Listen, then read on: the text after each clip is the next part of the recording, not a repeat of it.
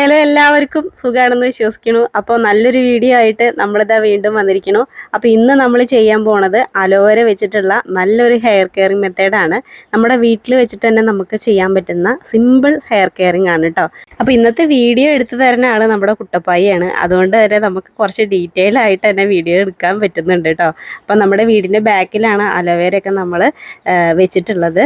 അതാ ഒരു തണ്ട് ഞാൻ അതിൽ മുറിച്ചെടുക്കുകയാണ്. വളരെ എളുപ്പത്തിൽ നമുക്ക് മുറിച്ചെടുക്കാൻ പറ്റുന്ന രീതിയിൽ നല്ല രീതിയിൽ തന്നെ വളർന്നു വന്നിട്ടുണ്ട്.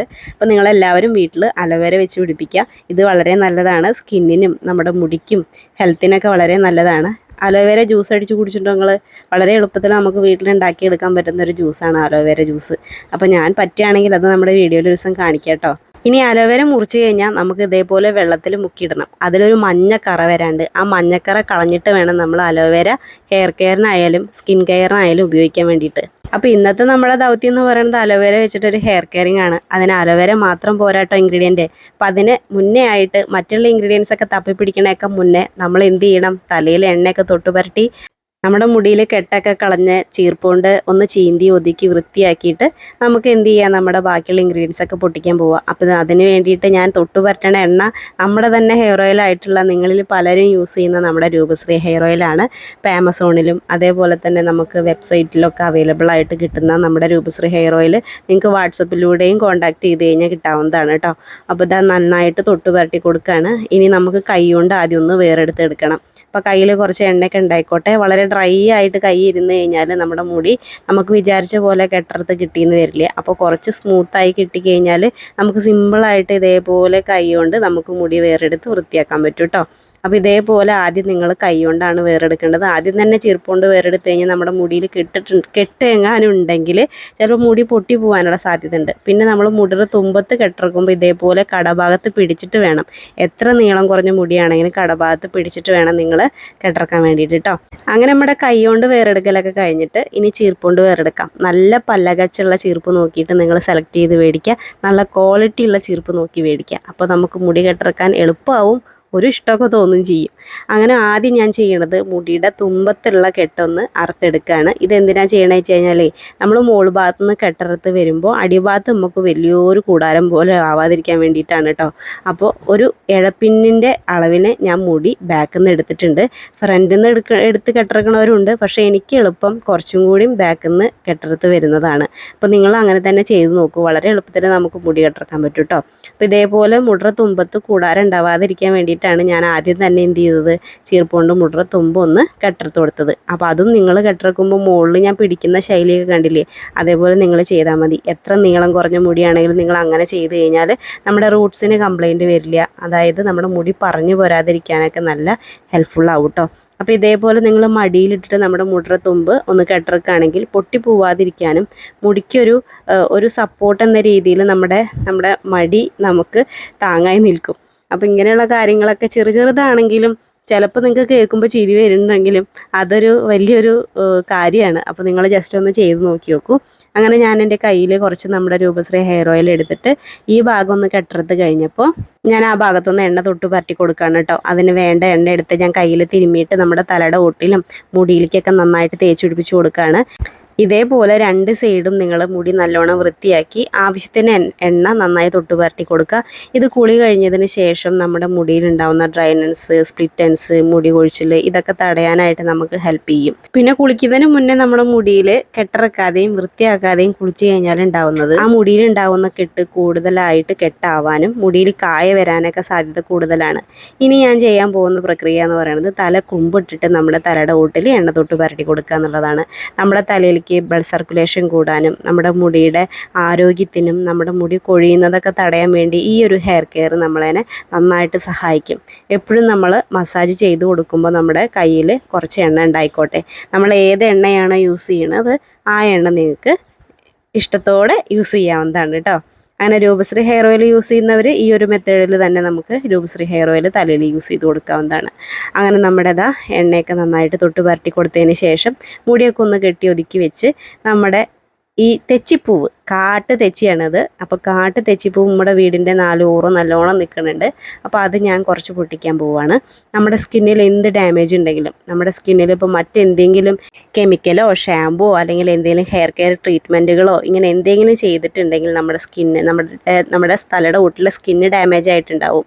ആ ഒരു സ്കിന്നിൻ്റെ മൃദുത്വവും സ്വാഭാവികമായിട്ടുള്ള ഒരു എണ്ണമയത്തിൻ്റെ ആ ഒരു സ്ട്രക്ചറൊക്കെ നമുക്ക് നന്നായിട്ട് ചേഞ്ച് ആയിട്ടുണ്ടാവും. അതിൽ നിന്നൊക്കെ മാറി നമ്മുടെ തലയോട്ടുള്ള സ്കിന്ന് ഹെൽത്തി ആക്കി നമ്മുടെ മുടി കൊഴിച്ചിൽ മാറ്റാനും നമ്മുടെ മുടിയുടെ ആരോഗ്യം നിലനിർത്താനൊക്കെ സഹായിക്കുന്ന ഒരു സാധനമാണ് നമ്മുടെ തെച്ചിപ്പൂവ്. കൂടാതെ നമ്മുടെ സ്കിന്നിൽ എന്തെങ്കിലും അണുബാധയൊക്കെ സംഭവിച്ചിട്ടുണ്ടെങ്കിൽ അതൊക്കെ മാറ്റി നല്ല കുട്ടപ്പനാക്കി തരും. അതാണ് എനിക്ക് പറയാനുള്ളത് കേട്ടോ. അപ്പോൾ നമ്മുടെ അലോവേര നന്നായിട്ട് കഴുകി വൃത്തിയാക്കി എടുക്കുന്നുണ്ട്. ഇനി നമുക്ക് ഒരു ഇൻഗ്രീഡിയൻറ്റും കൂടി വേണം. അത് ഞാൻ വഴിയെ നിങ്ങൾക്ക് കാണിച്ചു തരാം.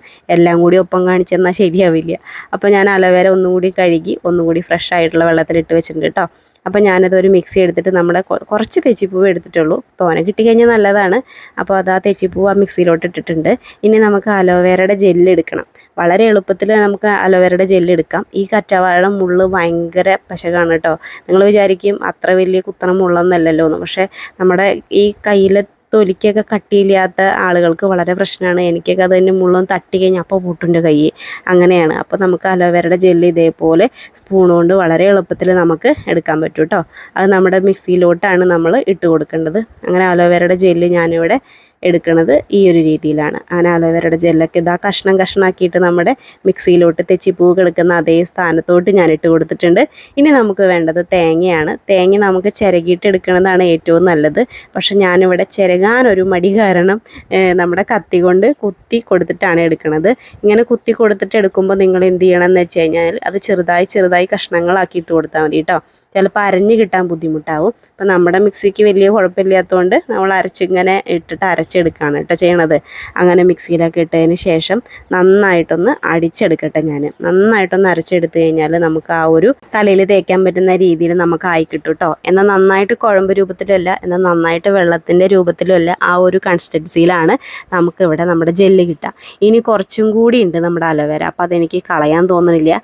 അപ്പോൾ ഞാൻ ആ അലോവേരയും കൂടി ഇതിലോട്ട് കഷ്ണങ്ങളാക്കി ചേർക്കുകയാണ്. പിഴിഞ്ഞെടുക്കുമ്പോൾ അതിൻ്റെ സത്തും കൂടി നമുക്ക് കിട്ടുമല്ലോ. കുറച്ചും കൂടി കുഴമ്പ് രൂപത്തിൽ വേണം തോന്നുകയാണെങ്കിൽ ഇതേപോലെ അലോവേര ഉള്ളവർ അലോവേര തണ്ട് മുറിച്ചിട്ട് ആ അലോവേര ജസ്റ്റ് ഒന്ന് അതിലേക്ക് ഇങ്ങനെ കൈകൊണ്ട് പിച്ചിട്ടതിന് ശേഷം നമുക്ക് പിഴിഞ്ഞെടുക്കുമ്പോൾ അതിൻ്റെ ആ ഒരു സത്ത് നമുക്ക് തലയിൽ കിട്ടും കേട്ടോ.